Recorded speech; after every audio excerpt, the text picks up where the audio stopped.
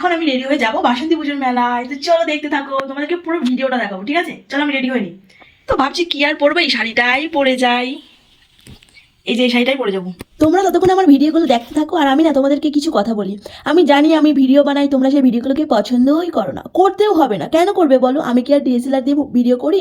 এই একটা ছোটোখাটো দিদির দেওয়া ফোনে আমি ভিডিও করি, আর সেই ভিডিওগুলো জানি ভালো হয় না। কারণ ডিএসএলআরের পিকচার আর একটা নর্মাল ফোনের পিকচার কি এক হয়? আর যদি বলো ক্যামেরাম্যানের কথা, তো আমার বড়ই আমাকে সাহায্য করে, মাঝে মাঝে একটু ভিডিও করে দেয়, আর আমিও নিজের ভিডিওগুলোকে মানে চেষ্টা করি করার। আর আমার সেই চেষ্টা করা ভিডিওগুলোতে তোমরা জল ঢেলে ইগনোর করে চলে যাচ্ছ। কেন ভাই, তোমরা কেন এরকম করছো? তোমরা ভাইরালদেরকে ভাইরাল করছো, আর যারা একদম নিষ্পাপ, মানে যারা ভিডিও সম্বন্ধে কিছু বোঝেই না, মানে নর্মাল ভিডিও করছে, তাদের ভিডিও তোমরা দেখছোই না। যাই হোক বন্ধুরা, এতক্ষণ যে আমার কথাগুলো মনোযোগ দিয়ে শোনার জন্য না অনেক অনেক ধন্যবাদ তোমাদেরকে। তোমরাও অনেক বড় হওয়ার, আমাদেরকে একটু বড় হওয়ার সুযোগ করে দাও প্লিজ।